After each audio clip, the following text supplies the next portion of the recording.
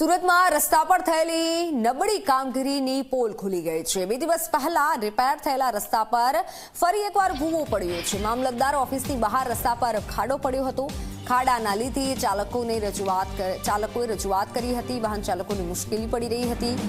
આ રજૂઆત બાદ રસ્તા પર ડામર પાથરી અને રિપેર પણ રોડ કરાયો હતો। રિપેર થયેલા રસ્તા પરથી ડામર ઉખડી ગયેલો હવે નજરે પડ્યો છે।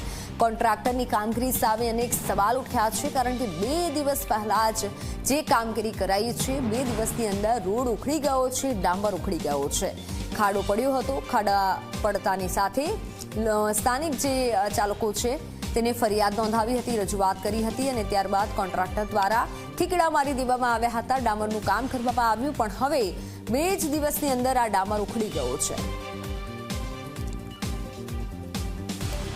સુરત શહેરના મામલતદાર કચેરી બહાર 2 દિવસ પહેલા જ રિપેર કરવામાં આવેલો રોડ પર ફરી ખાડા જોવા મળી રહ્યા છે।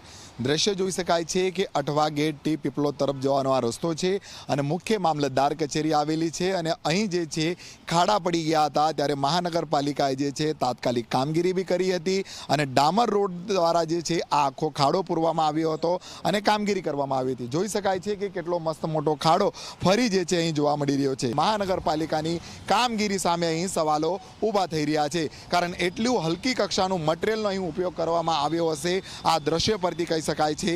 કારણ આ ડામર રોડ છે એની સ્થિતિ તમે જોઈ શકો છો, હાથમાં આવી જાય એટલે એ સ્થિતિ અહીં જોવા મળી રહી છે। આ તમે જોઈ શકો છો કઈ રીતના ડામર રોડ અહીં બનાવવામાં આવ્યો હશે અને કઈ રીતના કોન્ટ્રાક્ટર કે અધિકારી દ્વારા આ મટીરિયલનો અહીં ઉપયોગ કરવામાં આવ્યો હશે। એટલે આ રીતના મહાનગરપાલિકાનું સ્માર્ટ વર્ક કહી શકાય છે। ડામર રોડ બહાર નીકળવા લાગ્યું છે, અંદરનું જે મટીરિયલ હશે એ મટીરિયલ પણ જે છે આ રીતના બહાર આવી રહ્યું છે।